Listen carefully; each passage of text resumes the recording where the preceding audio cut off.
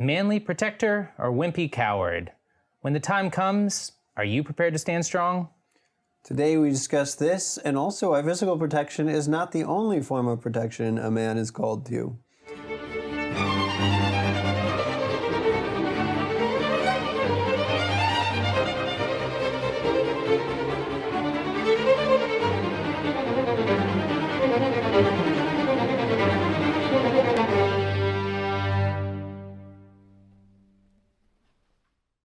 Today's handshake, we talk about why men walk on the outside of the sidewalk closer to the road. Why? To protect their women from careening vehicles or splashes of water from a car driving by. The point being that a man protects his lady. Today we're going to talk about protection and each man's duty to protect those that God has placed in his care. His wife, his children, and really all those who may be vulnerable. Yeah, so for me, when I was first married, I think that was the first time in my life that I started thinking about protection. Never thought about protecting myself so much as, defending myself. But it's a theme that we kind of grow up with, or that I grew up with, was, you've got to protect your wife. Yeah. You've got to protect your children. And so then I got married, and it's time to put on my protector, shield and my sword and make sure I'm prepared to protect them.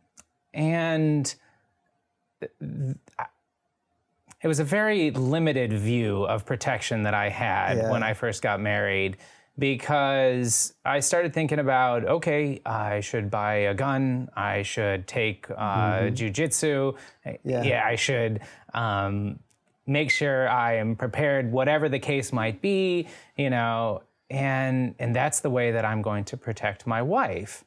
But by God's grace, those situations haven't occurred in my life. Not that I'm unprepared, but we're called to protect in so many different ways. Yeah. And I'd say that I was incredibly ignorant to all these other ways that we're called to protect. And so I know one thing that I'd like to go through in this episode is the idea of protection in protecting our wives and children on a deeper level, in the sense of protecting their emotions, protecting their spirituality. Yeah. But of course, we'll, need to talk about physical protection as well, and what are the limits of that, as well as what's worthwhile pursuit. So. Yeah. So it is funny though, as you mentioned, like how that instinct becomes so powerful to protect. Yeah. I, just being honest, was not a very warlike or, aggressive person prior to being married. Right. But it's amazing how you go from, as a young man in college, I lived at home with my parents just to save money. Yeah. And in many ways, I was kind of dependent on them still for shelter and for food and things like that. I tried to do my part, but I was still dependent on them. Yeah. But then one day, I graduated, and within a few months was preparing to get married. Yeah. And it's amazing how that paradigm shift happened mentally, where I went from completely just ignorant of any of that to suddenly feeling this strong instinct to protect my wife as we approached marriage. And that instinct has only become stronger as I've had more children, and realized that they're looking to me to protect them. I know it sounds silly, but the other day my son was, he can be kind of anxious sometimes, and he's like, we was worrying about burglars. And I was like, no, it's my job. Don't worry about that. It's my job. I lock up the house every night. I've got the protection waiting and ready, and I am ready mentally and physically in case there ever is an intruder. So I just told him, don't worry about it. Daddy's taking care of you. So it is a powerful instinct for us men. Yeah, it is, and we'll have to go more into that. I completely agree, because that's something that came on to me, and actually something that you just triggered in my mind that I do every night is make sure that I check all the doors and lock up. And and it's honestly, I spiritually pray for Our Lady's mantle and the Sacred Heart of Jesus to protect my family when I'm away. Because I'm not there to lock up and to make sure. Now, of course, my wife is very capable, and that's not a concern, but there is that instinct, there is that strong, passionate desire that we have.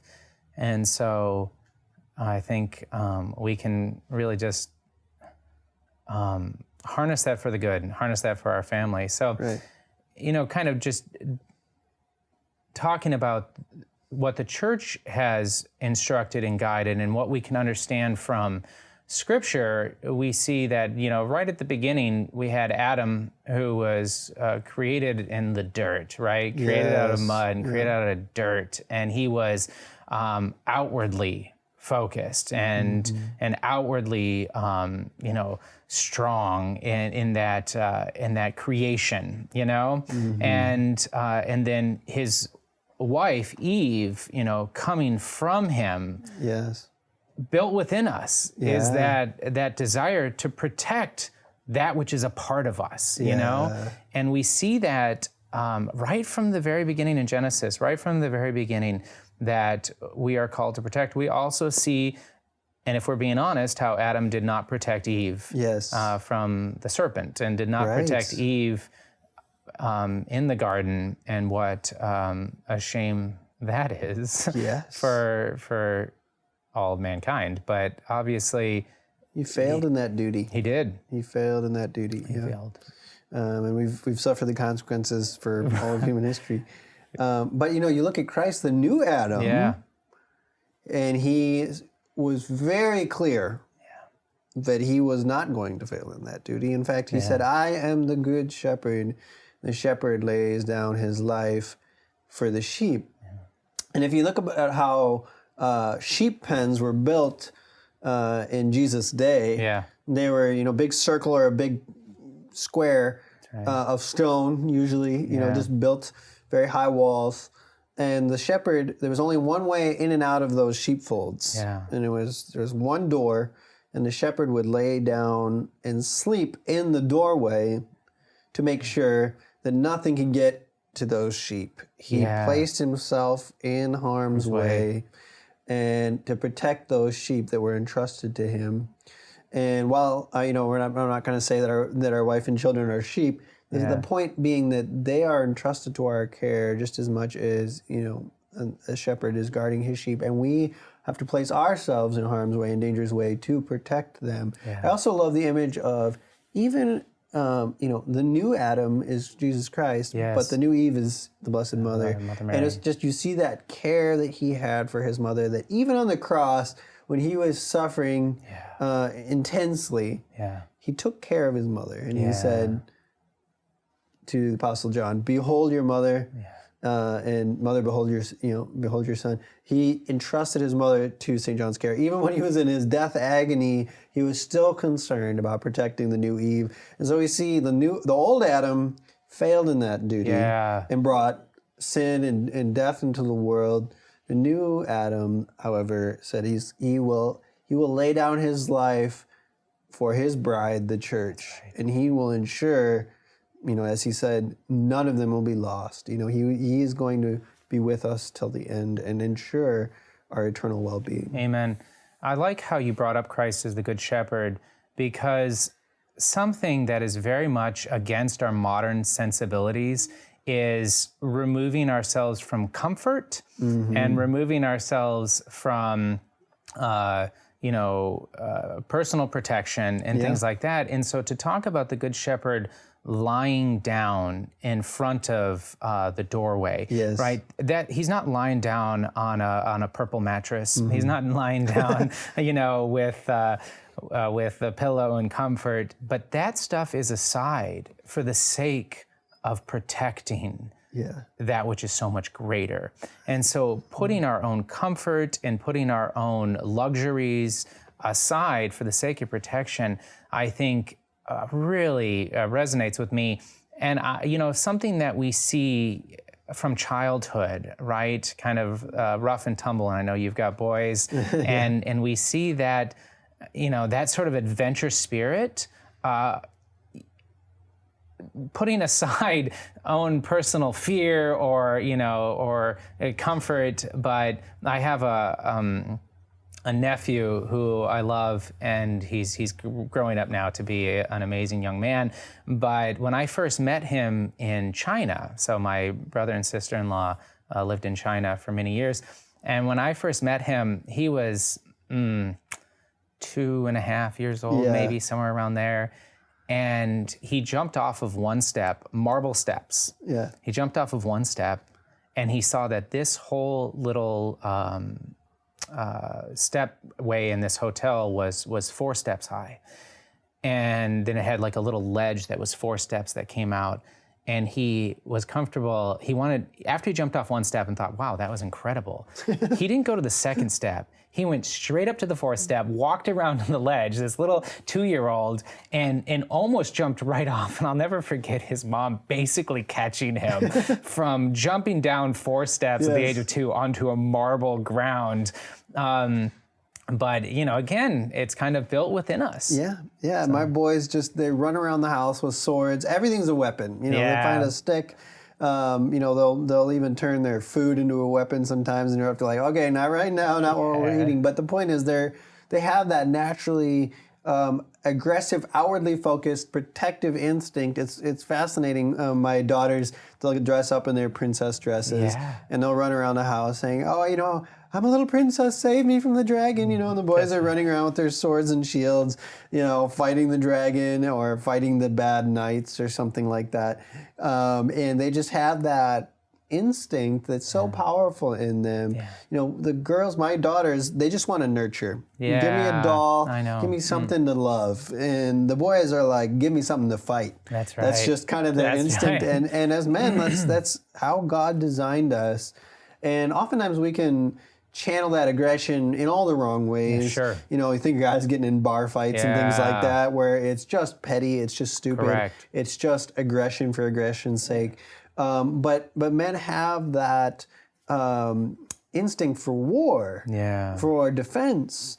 Think about why guys, the stereotype of a guy loving football. Yeah. But why do we love that? Because it's basically like mock war. Yeah. It's like play war almost. That's right. Because we don't have too many outlets for that anymore as men. No. But the point is we want to defend, we want to protect, and society tells us that that's like toxic masculinity now. That's right. That aggression is, that's toxic. Yeah. Take all the swords and the guns away from the boys. We don't want them to.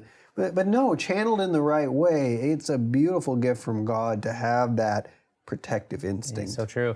I love that you brought up your sons, because your sons are a little bit older than mine. I've got older daughters. I've got two daughters right there, and they love to nurture, and I feel so blessed that I have older daughters that want to help with the baby and want to.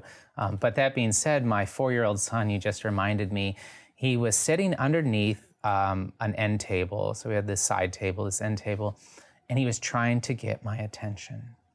And I was in the middle of a conversation, probably with my wife, and I just said, David, no, I need you to, just wait. And he said to me, okay, well, then I'll just go on shooting things. And I don't know where that came from. And I was like, you go on shooting things? Like, he has a couple Nerf guns. He doesn't, I don't think he's ever even seen me shoot a real gun. But that instinct, I remember that surprising me, and I laughed just like you did. I was like, you go on shooting things? What are you doing down there? And, and I'm thinking about that,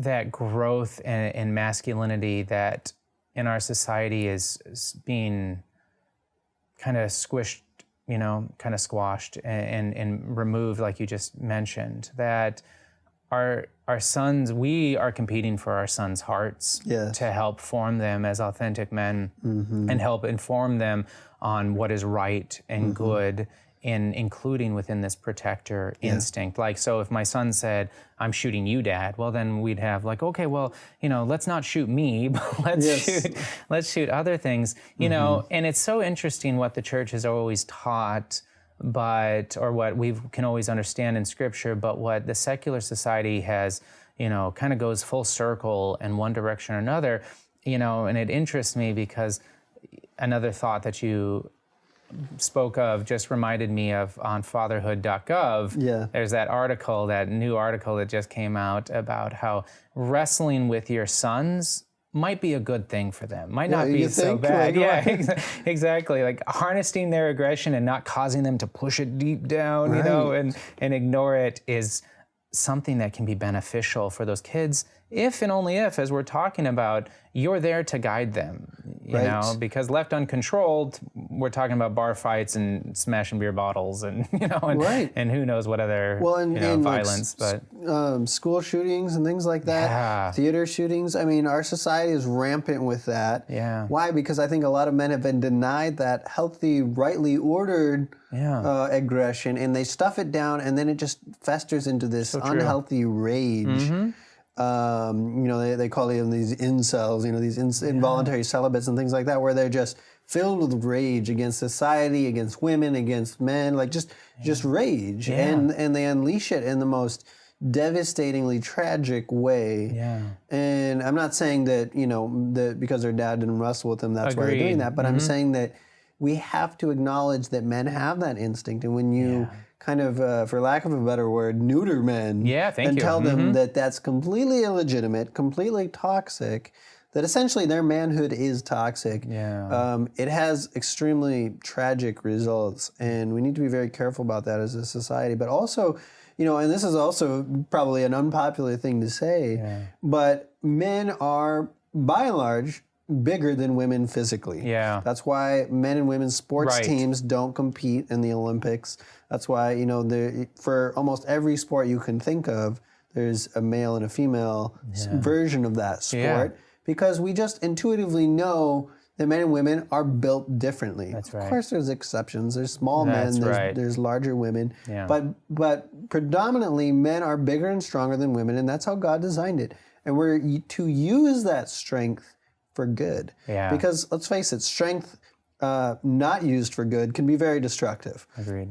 But I remember seeing just recently a flood. I think it was in Texas or something like that.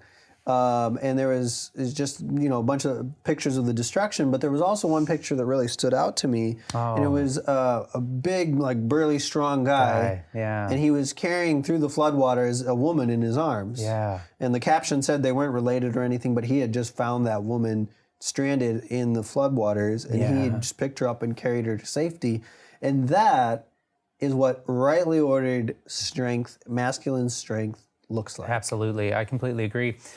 I think of the first Captain America movie. Yeah. Right? And how it goes beyond just your wife or your relative or somebody, a close relationship, like you were just suggesting. And in that opening of the movie, what I think called to the heart of every man was how this puny, former, before he, got all hyped up on synthetic steroids and stuff, how he was still willing to go to bat against guys twice his size for the dignity of women. Yes. It didn't matter if he knew them or he didn't. Yep. There is right, there is wrong, and I'm willing to stand up against wrong. Yeah. And again, that goes to that archetype within us of man as protector. Yep. And we got to see it very clearly in that.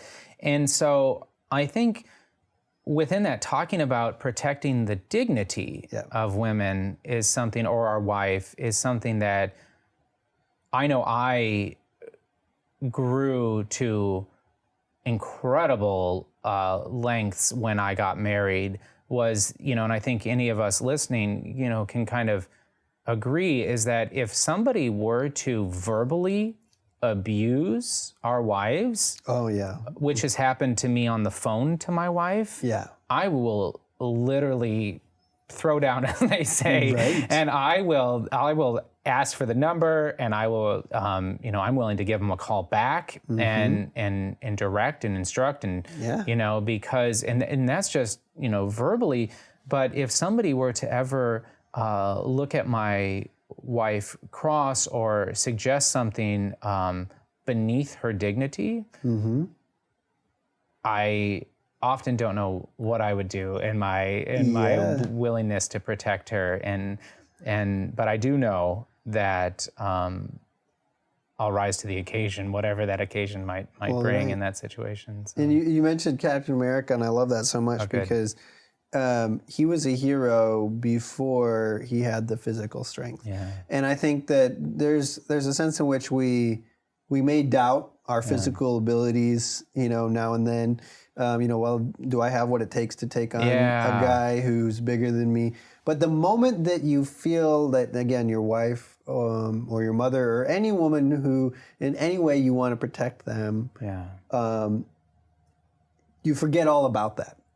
And you'll go up against some guy way bigger than you. You do. I actually remember in high school, this just came into mind while you were talking. I remember I was, I was probably like 17 or something like that. I wasn't a very big guy. I'm still not a very big guy. But I remember I was at work with my mom, and one of her coworkers was just verbally like attacking her. Like it was a really bizarre situation, but he was just letting her have my mom have it verbally. And I was sitting there watching, and I was just, the anger was building. Of course. And I just had this instinct like, you leave my mom alone. And finally, I just snapped. And I went over to this guy who was like 6'3", and I'm like 5'6" or something. And I was like, you leave my mom alone. And I was just like, I let him have it. And he backed off. He's like, whoa. I'm like, okay. But I didn't care about his size in that moment. Yeah, exactly. And the same with my wife. Like, I'd take on a guy way bigger than me. I don't, That's right. You leave her alone. That's right. And that's what anger was made for. That's right. That's what that aggression that God has given us was made for. It's not for bar fights or picking fights you respect me or any, this kind of swaggering attitude that some guys can develop when it hasn't been taught to them how to channel that rightly. But God has given us anger only to protect the good. Yeah. And you look at the instances in the Gospels where Jesus got angry, it was only and always when he saw the vulnerable being attacked by those in power, whether it was the Pharisees were binding heavy burdens on these vulnerable people, or the outcasts or the lepers or things like that. Jesus would get angry, and he would even attack the Pharisees in the sense of you whitened sepulchres, you vipers, and he would verbally, or even sometimes physically with cleansing the temple, get into action. Yeah. But it was only not when he was threatened, but when the vulnerable were threatened. Right. And that's why God's given us that instinct. Yeah, and I liked how you said that that's the purpose of anger, and that's the use of anger, because I would say that that's anger that's kept in check, right? Yes. Because we as men are naturally prone, at least I know I am, and friends in my life, we're naturally prone to aggression. We're naturally prone to anger. And on this theme of being a protector, it's important to protect our families from our own base instincts. Yes. Right? So, our kid could do something that causes incredible frustration in us.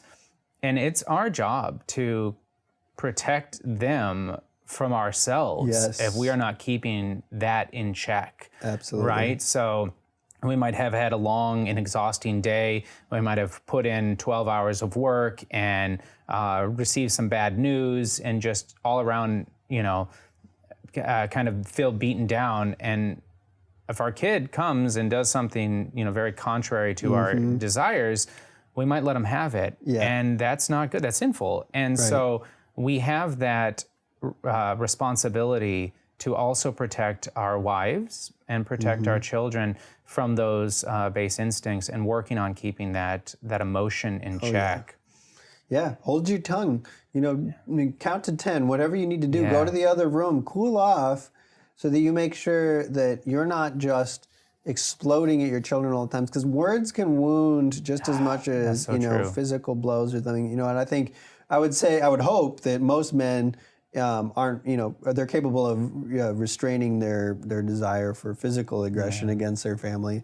But still, we often can be very aggressive verbally when we're angry with our children or with our wife, and that can be just as destructive, just as hurtful as physical abuse. So we have, it's a great point. We have to control that instinct for the good of our family. Yeah. You can see the destruction when men and boys, and eventually men haven't learned how to control that. The incredibly tragic consequences of that. Yeah, so true.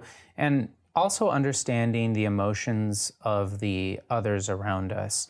So I know women experience emotions generally on a deeper level. Yes. Or they'll reflect on them for longer periods of time. And so our recognition of that and our willingness to protect them from despair or from lacking in hope, and because of, say, a news article or a social media post or things of that nature. I know that, so if we're being honest, this was the scales falling off my eyes when I got married. It was strictly on the physical protection. It wasn't on the moral protection of children and the emotional protection of my wife. But I was instructed by a great priest that I am required and responsible to protect my wife's emotions. And I'm like, do what? Women are emotional. Like, it's just the way. And I don't have to, what are you talking about protecting that? But then it was really quick that I saw that something that would disrupt me, some political situation, or somebody said this, or a Catholic politician would support something very non-Catholic, something very contrary to the faith, and how it would disrupt me for a few hours. But I would have to vent, and I would go and vent to my wife, and it would depress her for multiple days. And it was just something that, and guess what? It served no good, right? We would both pray about that individual and pray about this situation, and we were turning to prayer, but it wasn't something that could be easily offered up and then compartmentalized like we can do, and then forgotten, as is the case that I'm capable of. And I'd like to say that only happened one time, but it probably happened 100 times. Before I really started, and I'm still working on this, right? Because there's sometimes that's something that just needles in your brain that you feel like you need to get out. And in those moments, call a friend. I've got, at least that's what I need to do, because talking to my wife in a situation where it's completely out of our control, except for turning to prayer, it's unnecessary to burden her with that news or with that social media post. And I have a responsibility to protect her from that. And men and women handle things differently. We see a news headline about the government, or about some economic crisis or something like that, and we tend to get mad, like we've been talking about, like, how dare they, or whatever, and we want to vent about that. But women, they handle stress with worry. Women are prone to anxiety as kind of their predominant way of handling things. And when we dump that kind of bad news on our wives, it fuels that motherly anxiety that they have, because why? They care about their children. That's right. They're very rarely worried about themselves. They're worried about their children and the well-being of their family. And so they can just kick that anxiety into high gear. For sure. And the more, or the less they feel like they can do anything about it, the more prone they can be to depression and things like that. So yes, as men, we have a responsibility to just not tell our wives about that thing. If especially if we know they're sensitive to it. Some women can just brush it off and just go about their lives. But a lot of women are very sensitive to that. And my wife has actually told me, right out, don't tell me. I don't want to know, because it just ruins my day, ruins my mood. Well. I was happy until you told me that. So just don't tell me. That's right. Like, you stress about it. And what's the worst when your wife says, I was happy until you told me about that? And that for me, I've had those exact same experiences. And for me, that just hits me right upside the head of, you're right. I took something from her because of my failure to protect. And I think that's so important. The church has also directed that we as fathers are the spiritual heads of our family. And I think we can go really deep into unfolding the layers of that onion, because, with our wives and with our children, we do have that right to protect them from concupiscence, right? Protect them from their natural desires and inclinations, which I know have come up in other episodes of kids unknowing. And we have to protect them from that, because if we just constantly state, oh, Susie is just a little, girl, or Jimmy is just a little boy, and all little boys do this stuff, and we just let them get away with stuff, then they never learn that there are consequences for their actions. Yes. And then, or that there is right and wrong. Right. And so then in that future growth and development that they have as a child, we're doing a disservice to them. So the protection instinct goes as deep of protecting them from their future selves, I would say, that were not guided and directed according to their very essence and their very nature. Yeah. Well, I mean, if virtue is habitually choosing the good, vice is habitually choosing what's wrong. And newsflash, children have a sin nature just like we do. Right. And those instincts towards selfishness, towards anger and aggression, as they get older, even towards lust and things like that, those are all present in children. And we have a responsibility as fathers to train them in virtue, help them root out those vices. Because as Catholics, we know that, the more sinful your life is, the less happy you are. Yeah. And if you truly care about your children, you're going to help them understand the consequences of sin. And as Scripture says, the wages of sin is death. That's Do right. you really want that for your children? No, you don't. No. So you have a responsibility to protect them and train them morally. Yeah. To understand the moral life. And actually, I want to say, like, a lot of people think of that in very abstract terms. Yeah. I've got to give my children a philosophy or theology lesson. Sure. No. Yeah. Form their moral imagination. Oh, I love it. So in addition to that loving discipline that fathers have a responsibility to give their children, form their moral imagination. Read them stories of good versus evil. Yeah. Teach them to recognize evil when they see it. And the great way to do that is through stories. Like I said in a previous episode, I'm reading my boys The Hobbit right now. Yeah. And they love that because the bad guys are so obvious and the good guys are really obvious. Now, sometimes in life things are a little bit more complicated than that, but it trains them to recognize evil. Yeah. It trains them to recognize what good looks like. So when those moments come, they're tested, they know how to respond. They know how to be courageous. They know how to pursue the good in life. And that's just as much a part of protecting your children morally as, loving discipline. I like what you said, because I made that a point of mine when we were reading stories with my kids to, at the very end of the story, it could have been a horrible kid's book for 3 or 4 year olds, but we'll always try and talk about the virtue or the moral of the story. Yeah. And I'd always want to see what my kids gathered from that first, and then use that as an opportunity to talk to them about, what was gathered, even if it's, and I think this is even maybe more impactful, is if there wasn't really a moral to the story and the story was just, interesting or, flashy colors and, action-packed, but there was really no purpose, they'll pick up on that now. And they don't care for stories like that. Right. And I know my daughter, when she was in kindergarten at the Catholic school, the teacher talked to my wife and I and said, it's really interesting. After reading time, like I try and get them to understand what the moral is, or, we talk about what is this story trying to teach us? And Gemma's always really quick. And sometimes she even tells us that it's not very clear. Like, we practice that at home a lot. So I appreciate you bringing that up.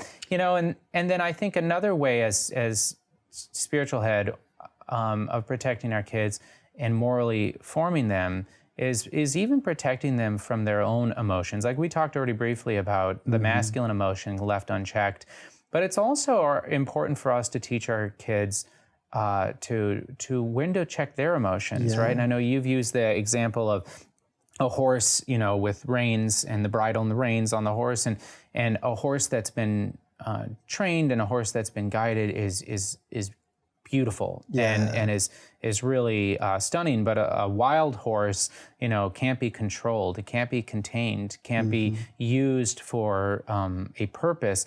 And I think we have an obligation and a responsibility to that as well with our kids, because very frequently they allow their emotions to get the better of them. And for those of us with larger families, we see that on a daily basis with our children's emotions amongst themselves.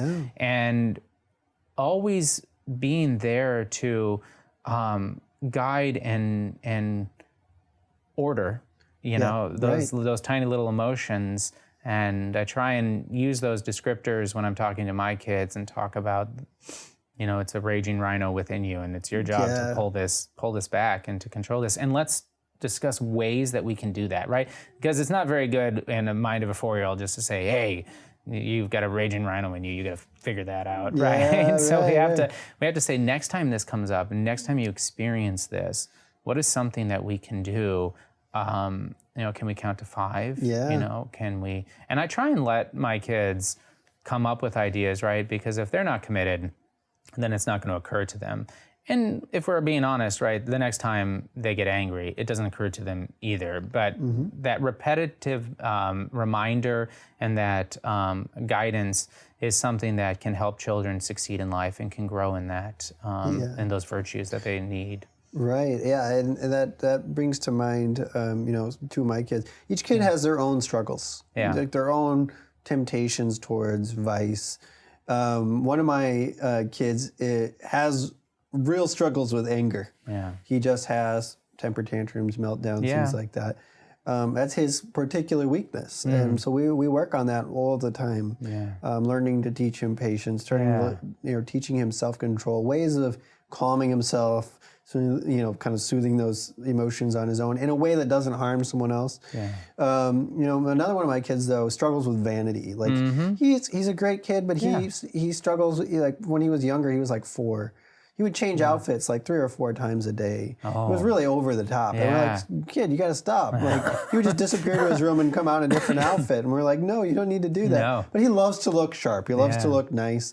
And that's fine. I like to look nice, too. I like to dress well. And me too. Yeah. But what I've been teaching him lately is it's about moderation. It's about avoiding the sin of vanity. Get dressed in the morning. Do your best to look sharp.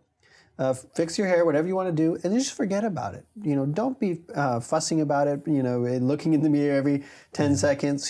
Don't temper that, because the instinct is not wrong to look nice. Catholic gentlemen, we want to look sharp. That's right. But at the same time, everything in moderation. And as kids learn that, it can be a very, powerful way for them to see that something a little bit can be good. A lot can be very harmful and destructive. So we need to learn to temper all things, whether that's anger, whether that's the temptation to vanity, whether that's the temptation to aggression, gluttony, whatever your particular weakness happens to be. Yeah, thank you, Sam. So I think we've talked a lot about, the archetype of protector. We've talked about the spiritual side of, and even emotional side of being a protector. But I want to talk about some ways that maybe you or I work to protect our family, our wives, our children. And a little bit, I know we kind of bring up our examples and things like that, but bring up in more, practical ways. And the first one that comes to mind is protecting family time. I want to think about how a family that prays together, stays together, right? Father Patrick Peyton, and how a family that spends time together grows in love with each other. And I'd say it's our job as well to protect that family time. Like to the point where I would say that when it comes to Sunday, if my neighbors ask us to do something, and sometimes we do stuff with my neighbors on Sunday, I've noticed that they'll say, hey, I know that, Sunday's normally your family time and stuff. We would just like to get together with your family. Would you be, open to that? And it the first couple times that happened, I was like, Sunday's my family time. Well, I mean, I guess it is, but what am I doing to make him realize that? But I mean, it's just by our example that our family has things that we do. And so that's so important to protect family time. So for us, family time is dinner. Yeah. We're going to eat dinner together. We're going to pray together, usually right after dinner. And then also protecting Sunday, and maybe we don't jump right into this, but just saying that we're going to protect Sunday is not enough. You've got to plan Sunday. Yes. You've got to plan what it is that you're going to do as a family to protect that time. Because if you enter into Sunday and you've got Mass and you've gone to Mass and then after Mass you don't know what to do, then I've experienced that it just dissolves into all of us doing our own thing within our, common roof, over our heads or something. Right, yeah. Yeah, what are you going to do? What are you not going to do? Yeah. I think, too, the importance of shared rituals as a family can be liturgy, so binding. And there's no right way to do this. Yeah. But for us, one of the things we do, it's really kind of a non-negotiable for us. Whatever craziness happens in the day, we do family prayers before bed. Yeah. And we light some candles. Yeah. And we have kind of our own little family liturgy that we pray several different prayers, invoke our saints, things like that. Yeah. And the kids look forward to that. They love that. They love the candlelight. We turn off all the other lights, and then they each get to blow out a candle. And it's just something that we do as a family, even when we're traveling, even when we're on the road, we make a point to do this as a family. And that's just one example.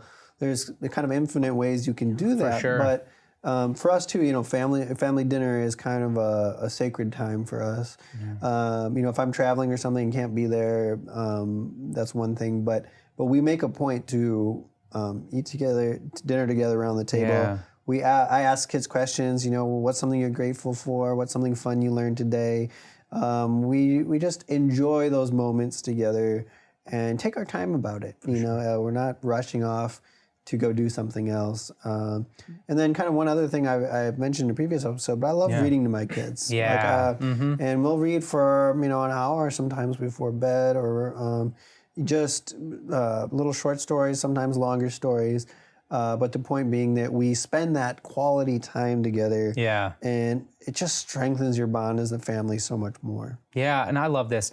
I love also the fact of how I didn't realize any of this when I first got married, right? Neither, yeah. The idea of protecting family time is definitely something my parents did. So I grew up with that, but I never saw it or thought of it as an act of protection. But it really is protecting that time together and not allowing the stresses, the frustrations, or the noise of life to take that away from us. And, and I'm not perfect at it, right? There's still frequent days that I'm sitting down at the table. I've had very humbling experiences personally where family time has been disrupted by my unchecked emotions. But it doesn't mean I stop doing it or I don't know the worth of it, and that my kids are able to appreciate that as well. But it takes on a whole new dimension when it's not just something you do, but it's something that we as men are protecting for our family. I think that's just a really great thing to focus on and to really pray about, is that protector instinct. And I would say for your family, and I would say that is something that's authentically masculine about our roles in life. And so I think for me, it's important to, I guess, admit even to a deeper level or discuss protecting our wives. So I protect my wife physically. We've talked about that. We protect them, from an intruder. We're willing to do that.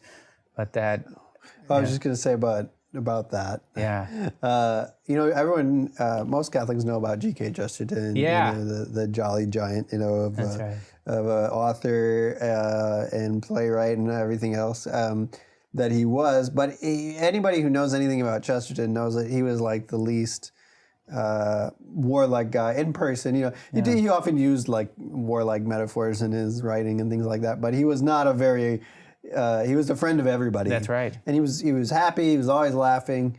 Not somebody you'd think of as a very aggressive person. No. But one of the first things he did when he got married, in fact, I think he even did it on his wedding day, was he went and bought a revolver, and he would always keep it under his pillow at night, and he would carry it with him when he was traveling. And people would say, "Why do you have a gun?" And he's like, "To protect my bride," and like he took pride in that. I don't think he ever fired a shot in his whole life, but the point was he was prepared, He was willing. he, in his own way, he wanted to protect his wife. Did he have a cane that had a sword in it? That's right. He had a sword cane too. Yeah. The sword cane. How awesome. I got to get me one of those. I do not own one. There's something about men and blades. That's There's a romance of the blade. I've already showed that. Yeah, I got a pocket knife with me. A romance with the blade. I like that. So protecting our wives' emotions can take different forms. And I know it's something you and I have discussed because yes, we talked about protecting our wives or women in our lives, right? Mm-hmm. I mean, a little broader, is that their emotions, their processing, their, the duration of negative news is something that we have to protect them from. But it was also something that you brought up to me in a conversation, that protecting our wives' emotional health is something we are called to do as protectors. Yeah. And I know, again, that this was something that never occurred to me until I was seeking counsel years into marriage of just not understanding my wife. And I have sisters. That's what I grew up with. I didn't have any direct brothers. But again, never thought about it there too. It's just the difference between men and women, One is from Venus and one is from Mars, right? And that's the difference. But you've brought up that need to protect our wives' emotional health. Yeah, so we're getting practical here, right? Yeah. So one way to do that is that our wives, especially when they have children, they need a break. Yeah. And know when your wife needs a break. Know when she needs to go out with some other moms and just have some fun. Know when she needs to put her feet up, when she needs a break from the chores, when she needs a break from the kids. Know when she needs to go on a retreat maybe, just be sensitive to your wife's needs emotionally, physically. Some women get tired. They sure when do. you're with little people all day trying to meet their needs, and it can just feel like a drain emotionally and physically. So just be sensitive to that. The other thing too is, your wife's emotional health is know when she needs to talk. Guys just kind of grunt, but sometimes your wife really needs you to listen. Yeah. And as men, our first instinct is like, oh, you want to talk about problems? I'm going to talk about solutions. And we try to fix everything right away. That's what I do every time. Yep. There's a great YouTube video I encourage everybody to look up. It's called "It's Not About the Nail." And it shows the whole video is this woman with a nail in her head, and she's talking about a headache and how uncomfortable she is. And the guy's like, just pull a nail out of your head. But no, that's not what she needs. Yeah. She just needs you to listen, to just be attentive, to just hear what she has to say, to understand her perspective. And that's hard work for guys. It is. We don't relate in that way naturally. So for us men, that can be a great way to protect our wives' emotional health. That's so It's true. just to listen to her when she needs to be listened to without trying to fix everything for her, because sometimes it's not fixable. Yeah. But she just needs you to listen. Well said. And, and being proactive in that, I think that's so great. How many times I've gotten home and forgotten the fact that my wife has been around 4 kids not of the age of reason, and 1 kid who is, but still young, and not gotten to speak to an adult once that whole day. and wanting to talk to me, you know, and have some level of adult and logical conversation. Right. And how many times I've forgotten that. My wife is good at reminding me that, because I said this to my wife so many times, is like, I don't get these things, right? Like, I need you to tell me that, well, I'm now past that point in my maturity. I'm past that point of understanding that she needs these things. So I do my best to be proactive and really think about, when can we structure, if possible, a time where my wife gets to leave the house.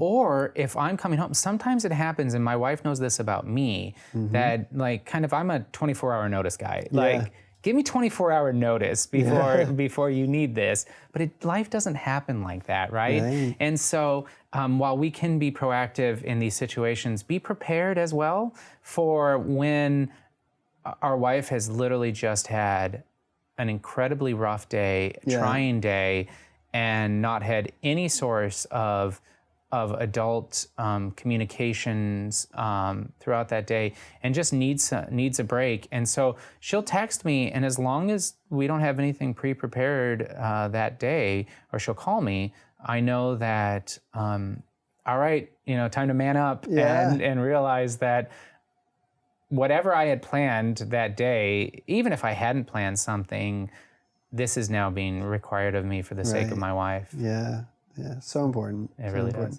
And let's talk about kids, though. You know, how can we protect our kids? Because there's a lot of things threatening kids these days. Pressures that even you and I, when we were young, didn't have to face. No. You know, I was reading recently about just the kind of epidemic of cyberbullying and things, and how that can destroy kids' emotional health. And you know, sometimes we live in our little Catholic bubble and like forget about some of the things that kids have to face these days. Right. So as fathers, how can we protect our kids emotionally, physically? And spiritually. The physical part is easier, but it's still a reality. Yeah, exactly. And I think of the physical part, right? Let's start with the easy. The physical part is protecting them when they're young from accidents, going back to my nephew. And his mother protected him from cracking his head. Like that was a moment of protection, and we have to do that for our kids. We have to keep one eye open, you know? So one eye on our kids, because they're going to test the bounds. They're going to test the limits. They're going to figure things out. They're going to think it's, you know, hilarious to jump from, 15 steps up, and you're like, what are you thinking, you know? But because they haven't experienced that. Have you seen those YouTube reels of the dad saves, where there's like, a kid about to ride his bike in front of a car, and the dad grabs him at the last second. They flip over in a swing, and the dad catches them. Yeah, I have. And that's exactly right. And so we are required to look over the newspaper, right? We're required to look over the book or look over the computer, whatever the case might be, and keep an eye on our children. So that's obvious, but maybe it's not. I don't know. It's obvious for me, but sometimes we get so distracted by the noise that we forget that which is most important in front of us. Yeah. So, but also protecting them emotionally as well, right? Protecting them from you bringing up cyberbullying, and so, I mean, I guess there's a little bit of physical and a little bit emotional in that as well, but protecting them from getting on social media at a young age. I think we're both in agreement that our kids are not going to be getting on social media. Our kids are not going to be getting a smartphone. Yeah. But people need to realize that the world does not care about their emotional or physical health. Right. The world cares about making money.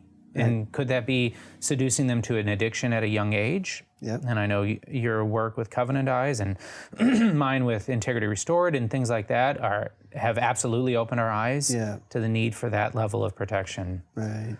Well, and you look at again, kind of going back to the cyberbullying thing, some kids have actually committed suicide as a result of being cyberbullied. And this is at a young age. This is sometimes 4th, 5th, 6th grade. Yeah. These are young kids. And what that tells me is there was a failure there of parental connection and parental protection. That's right. Somewhere, somehow, there was a failure there. And you know, like I said, my kids they're not going to experience that. Like I, as a father, am going to protect them from that kind of thing. The other thing, too, is a lot of parents, they're naive. They just think, my kid, he wouldn't do anything like that. Naivety. No, he wouldn't do anything bad. Not my kid. Nope. He's a good kid. So they hand him an unguarded cell phone or iPad. And, you know, just one curious, they heard a word somewhere or something and they decide to Google it. And before you know it, they're looking at pornography or something like that. And it has nothing to do with being a good or bad kid, let me tell you that. Yeah. Because the best kid in the world can get sucked into that, and it could set them up for years of addiction. Yeah. You know, I've heard of kids as young as 6, you know, being exposed to pornography and developing an addiction that can be with them for 20, 30, 40 years. Oh, what a cross. And by the time they've been into it that long, and what they'll say is, my parents never told me. Yeah. They just didn't tell me. I didn't know. And it sucked me in, and I've been unable to extract myself from its grip.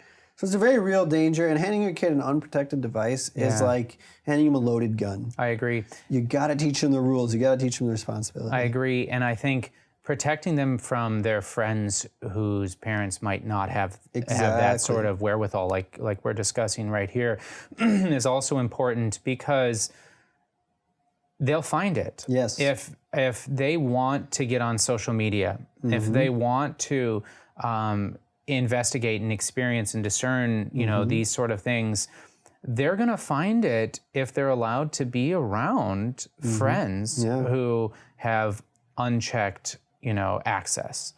And so that's a deeper level. You have to have those awkward conversations. You're going to have those for the sake of your children. Yeah. And I would say that this is a final learning for me within protection is protecting our children from a future of failure and a future of struggles and difficulties.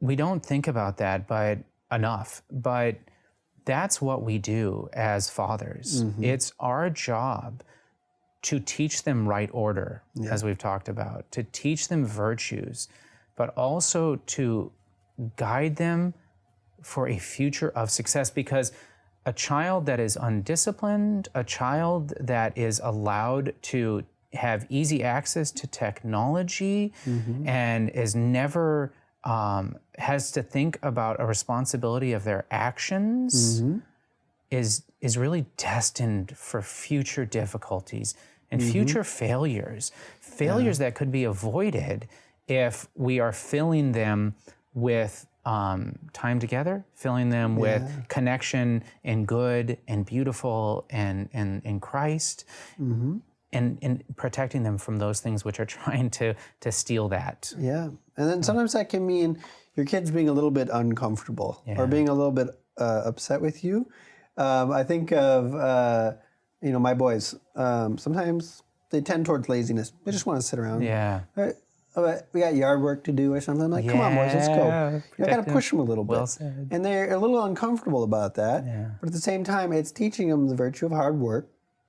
And parents don't want to be the bad guy. Yeah. They don't want to be the one that their kids get annoyed with. Yeah. They just want to be their friends. That's right. Well, actually, that's not very loving. In the long run, the most loving thing you can do for your kids a lot of times is say no. Yeah, you know, when they want more candy, or they want buy something at the store that they don't need, or you know, any number of things. They're spend 8 hours playing video games.